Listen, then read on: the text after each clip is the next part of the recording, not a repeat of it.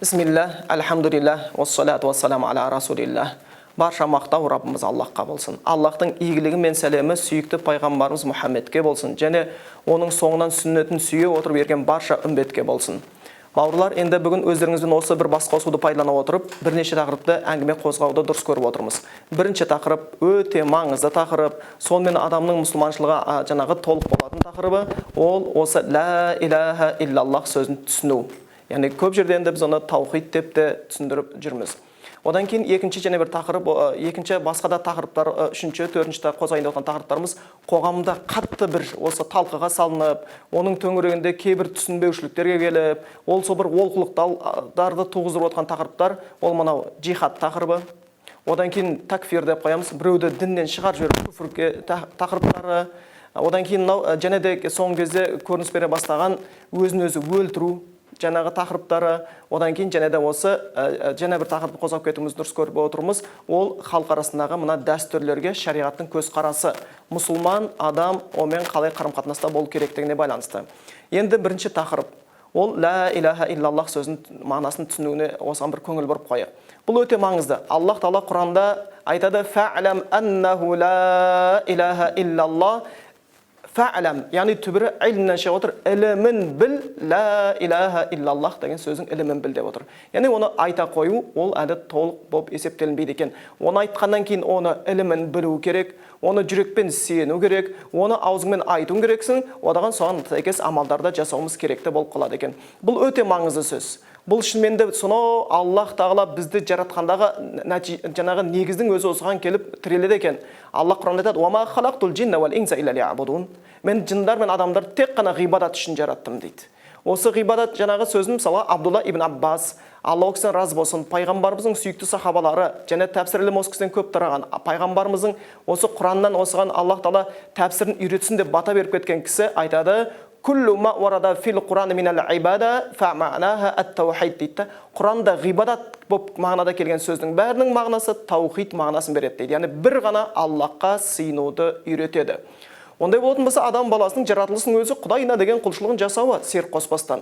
Міне біз осы мақсатта, ұлы мақсатта жаратылған екенбіз. Адам осы мақсатын әрқашан есінен шығармауымыз керек. Және де бұл сөз ертең адамды дозақтан құтқаратын сөз. Бұл сөз ертең адамды жәннаттың төріне кіргізетін сөз. Осы сөзбен бүкіл пайғамбарлар келді. Құранда айтқан сияқты: "Валақад баъсна фи кулли умматин расулан ан иъбудуллах ва жтанибут тағут". Біз бүкіл халыққа пайғамбарларды жібердік, бір ғана Аллахқа сыйынсын және Аллахтан бөлек сыйынатын нәрсенің заттың бәрінен бас тартсын деп кеп отыр. Бүкіл пайғамбардың, соның ішінде жаңа біздің сүйікті пайғамбарымыз Мұхаммед Мұстафа саллаллаху алейхи ва саллям да осы сөзбенен келген. Құранда айтқан сияқты: "Фафирру илаллах инни лакум минху назир мубин". Аллахқа қарай ұмтылыңдар, мен сол Аллахтан келген ашық ескертушімін. "Вала таджалу ма'аллахи илахан ахар", Аллахтың қасында өзге нәрсеге сыйынып кетуші болмаңдар. "Инни лакум минху назирум мубин", мен сол Аллахтан келген ашық ескертушімін деген.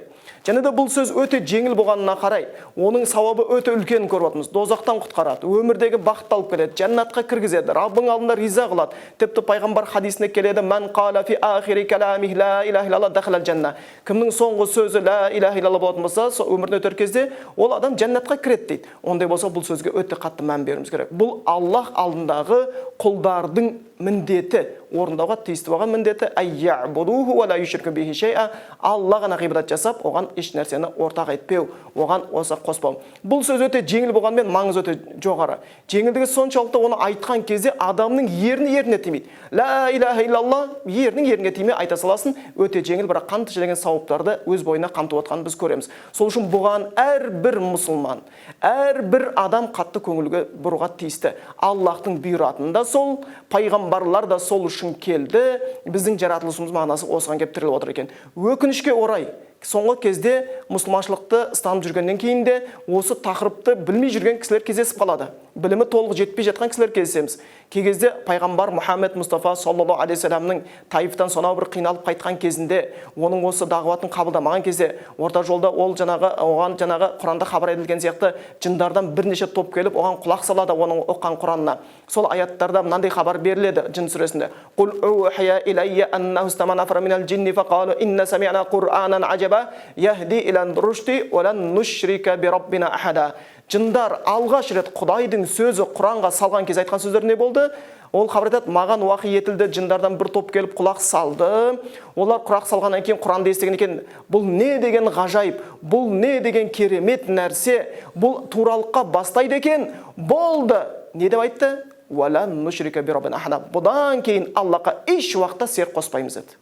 Жындар айтып отқан жоқ. Бұдан кейін Құдайды бар деп айтамыз деп отқан жоқ. Олар Құдайды бар деп жүр. Бұдан кейін Құдайға серік қоспаймыз деп айтып жатыр. Сол үшін шынымен де кей кезде үлкен күнә бұл серік қосу болып келеді екен. Енді осы мысалға алатын болсақ, пайғамбар Мұхаммед Мұстафа саллаллаху алейхи заманына сәл бір тарихи көзқарас салып өтейік. Пайғамбарымыз кезінде адамдар өмір сүрді. Мына жақта яһудилер болды, өз дінін ұстанып жатқан, христиандар болды, өз дінін ұстанып жатқан христиан, арабтар болды. Олар біз Ибрахим пайғамбардың дінімізден деп өздерін есептеп жатты. Олардың нанымында нанымы қандай болған еді?